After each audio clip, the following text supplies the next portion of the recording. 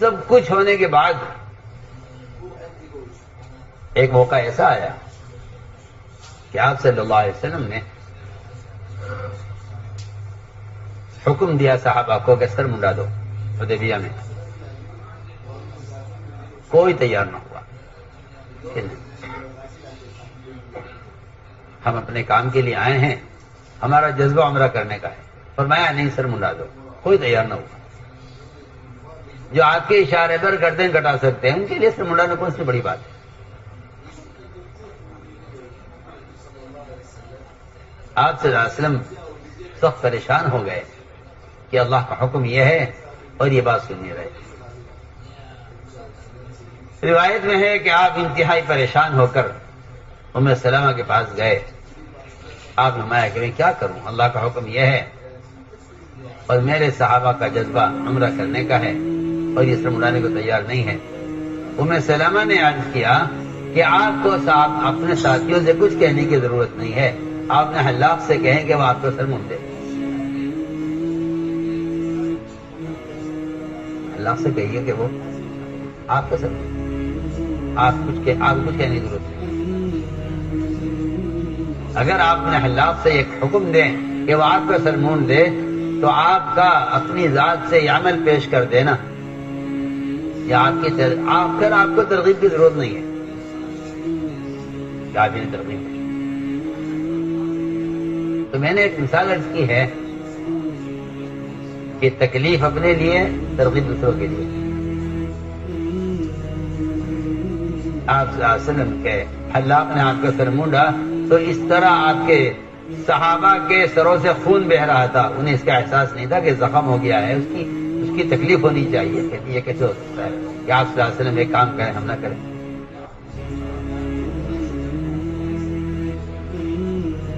تو میں نے عرض کیا کہ سب سے پہلی بات یہ ہے کہ امت کو کسی چیز پر لانے کے لیے سب سے پہلا کام یہ ہے کہ آپ عملی نمونہ پیش کریں قربانی کا. آپ عملی نمونہ پیش کریں قربانی کا، یہ پہلا کام. اس لیے میرے دوست عزیزوں،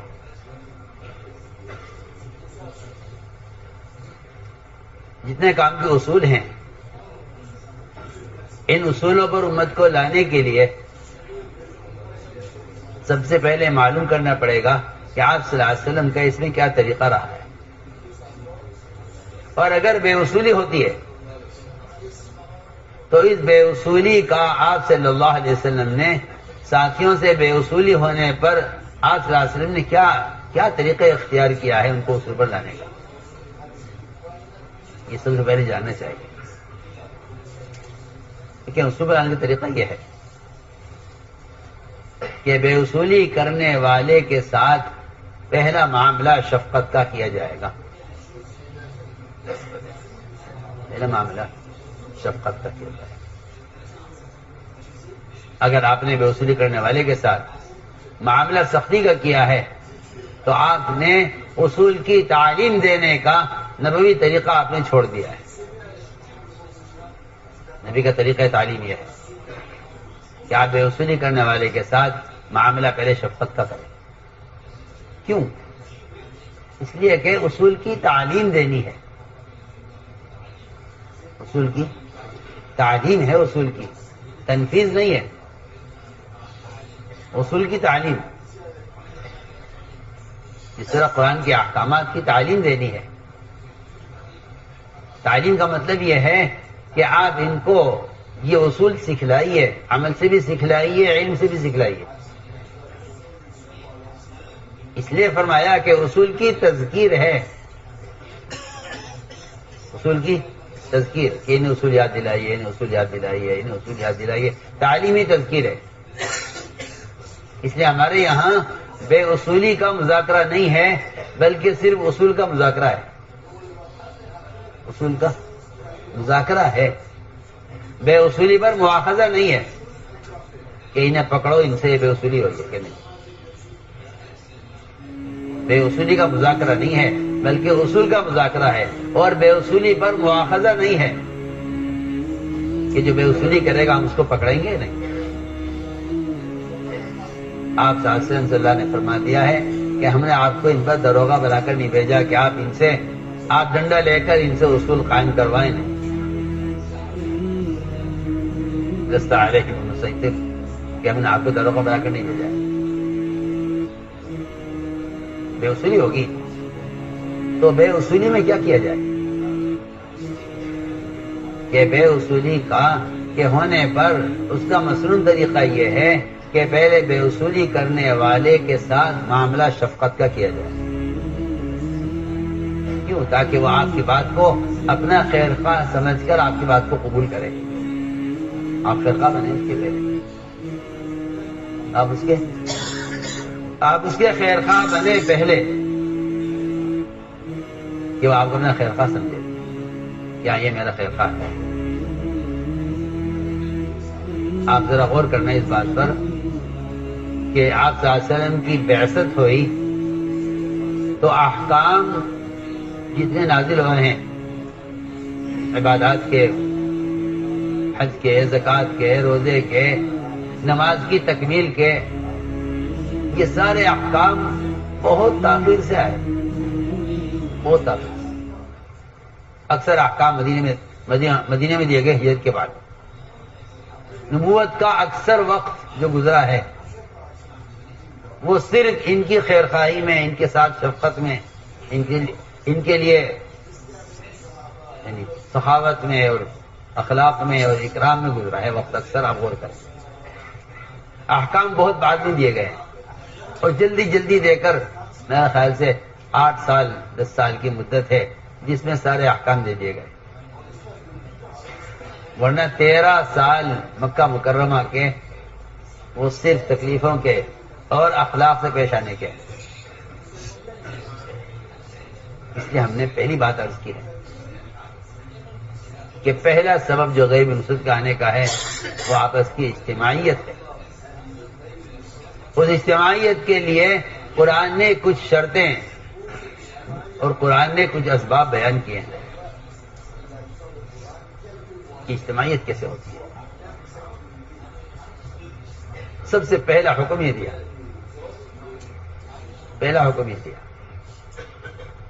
کہ داعی کی طبیعت میں اصول کے قائم کرنے کے لیے داعی کی طبیعت میں نرمی ہونا ضروری ہے. اگر یہ اصول کو شدت سے قائم کریں گے تو اجتماعی باقی نہیں رہے گی. لنفضوا من حولک کہ آپ پہلے یہ سبق سیکھیے کہ اگر آپ کسی اصول پر لانا چاہتے ہیں تو نبی کے ذمہ 2 کام ہوتے ہیں.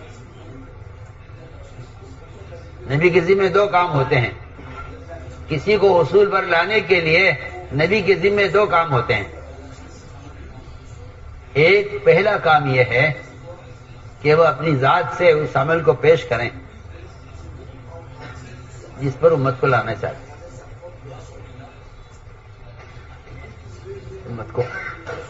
جس پر امت کو لانا چاہتے ہیں اس کا عملی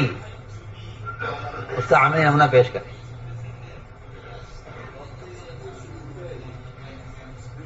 اس کا عملی نمونہ پیش کریں اور عملی نمونہ پیش کرنے کے بعد پھر یہ کہیں، پھر ترغیب دیں اس عمل کی. آپ سنیے تو صحیح میں کیا کہہ رہا ہوں. پہلے آپ عمل پیش کریں پھر اس عمل کی ترغیب دیں. لا تکلف الا نفسک وحرض المؤمنین. اس آیت سے معلوم ہوتا ہے کہ تکلیف ترغیب پر مقدم ہے. عوام الناس کے لیے تو یہ ہے کہ ترغیب سے وہ عمل کی طرف آ جائیں گے، لیکن پرانوں کے لیے یہ ہے کہ نہیں، ان کے لیے ان کا ترغیب دینا مقدم نہیں ہے، ان کا تکلیف اٹھانا مقدم ہے. ان کا اور یہ آپ قرآن لا تکلف الا نفسک کہ اپنے آپ کو آپ مکلف کیجئے اور آپ عمل پیش کیجئے.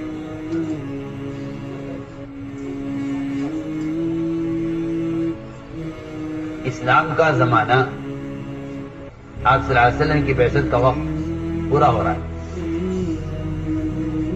بڑے بڑے غزوات ہو گئے جہاں صحابہ کرام نے اپنی جانیں پیش کی ہیں،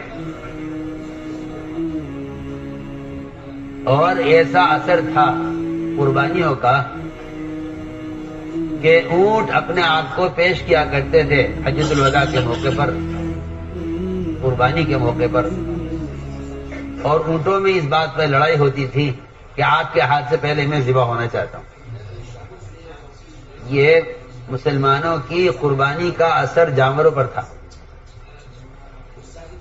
کہ اونٹوں میں آپس میں جھگڑا اس بات پر ہوتا تھا کہ ایسا نہ ہو کہ آپ صلی اللہ علیہ وسلم چند اونٹوں کو نہر کر کے ذبح کر کے خنجر کسی اور کے ہاتھ میں دے دیں. ایسا نہ ہو. ہر اونٹ کی کوشش یہ ہوتی تھی کہ آپ کے ہاتھ سے میں ذبح ہو جاؤں. لہذا جتنے آپ صلی اللہ علیہ وسلم کی عمر ہوئی اتنے آپ نے اونٹ ذبح کیے، 64 اونٹ آپ نے ذبح کیے، پھر آپ نے چھری حضرت علی کا ہاتھ میں دے دی. میں تو یہ کہنا چاہتا تھا